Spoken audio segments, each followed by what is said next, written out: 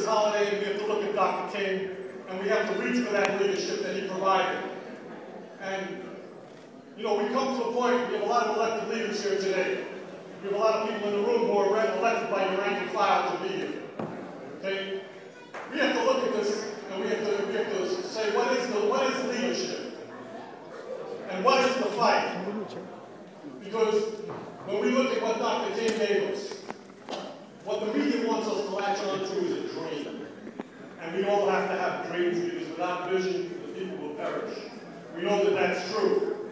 But when we look at the dream, I read in a book somewhere a word P-R-A-X-I-S, praxis. And I'm not the right person to explain to you what that really means, but I'll tell you what it means to me. It means that we are thinking individuals and we act. And the two together bring us forward. Right? By thinking and by acting, we move forward. And when we listen to our children, let me tell you, I didn't start the way they started, and I should have. My name is Fred Pecker, I'm 53. ILWU.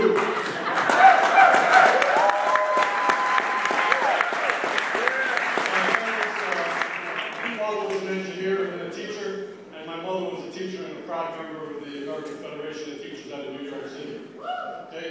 My mother tells me that when I was younger than these children who are here today, I was at a demonstration in a stroller, and I told her, this is going to be over yet because I'm going to go home. And I'm standing before you today at 53 years old and telling you it's never going to be over.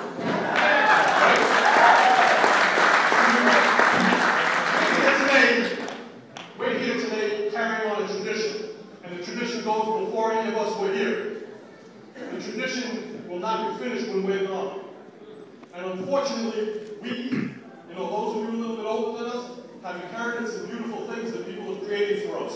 But we are living in a time of infinite greed. We are living in a time where capital has gone berserk and does not care what the working conditions, what the living conditions of the masses of people in this country are. Right? That's just a fact. They don't care if you have a pension. They want to make you feel guilty if you think that you should have a pension, that after a year of playing a game, that after a lifetime of work, that you shouldn't have the ability to enjoy some time with your family and doing things that mean something to you. Because all of us, unfortunately, don't get into jobs that mean something to us.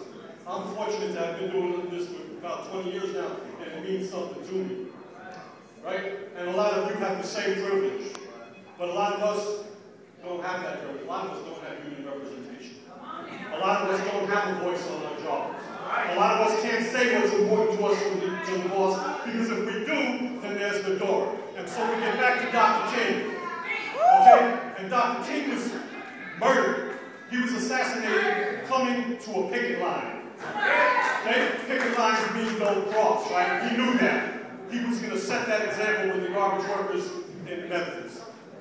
Right? He understood that what the issues were. And I'll put it to you, and this is not a matter of argument, it's a matter of just my personal view of things. Okay? I'm going to tell you something. Dr. King addressed racial inequality in this country, but he didn't do it so that we could have the symbols of elected leaders that we have seen today, which is real progress. Right? He did it so that not just African Americans, blacks, Negroes, we're in evolution here, right? Not just people, right? But all people of color, all people, all working people, all poor people. It was not just about having our face in City Hall or in the White House. It was about keeping marching. When they murdered him, he was putting together the Poor People's Campaign. Right? When they murdered him, he was not putting together something about some narrow group. He was talking about America, and he was talking about that we should be ashamed of the conditions in this country. And you know something? We live in San Francisco, and Brother Lee has become the mayor of a great city. And I'm proud to be, I'm proud to be, yes indeed, but I'm going to tell you something. If you go 3 blocks from here, I know that people will sleep under the side of the floor. So the business is not done. The Poor People's Campaign needs to be picked up. And those of us who've been privileged enough to be part of the labor movement know that the labor movement is the poor people's movement, because without it, we would be poor.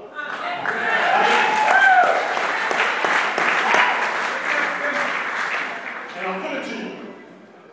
There's another issue that we like to sweep under the carpet, and it hasn't been mentioned here yet today. But I'm going to tell you, Sean talked about the fact that there's a fight for public interest. There's a fight to maintain the standard of living that we, as an entity, that we have in common with each other. Schools, roads, fire departments, police departments, right? And I'm talking from kindergarten to college now, okay?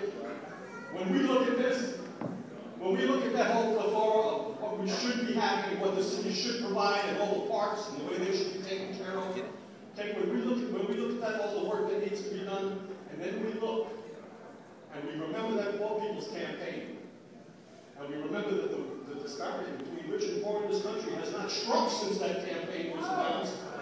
It has grown. There is something wrong in America, and it is up to us to address it, because you know something? We cannot have our symbols addressed. Our symbols can just reflect what we put on them. So let's not blame the people that we put in office. Let's keep putting them in office. But let us remember that it's what we do in the street that matters. It's what we do together that matters. Right? It is what brings us all together and what our common interest is.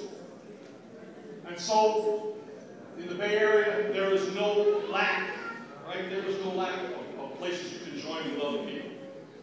Okay? From the international to the very local. Last February in Pleasanton, which is not very far from here, workers at the Castleton Country Club were locked out. Okay? Those workers are still locked out. They're in a big part of our community. Okay? Here in San Francisco, the hotel and restaurant workers, arguably, Connie said some very nice things about my union, and we're legends in our own mind, we understand that. But when we look at the leadership being provided today in San Francisco, the union that brings people to the streets, the union that gets people arrested, runs the program that Dr. King was running, is that hotel and restaurant workers vote.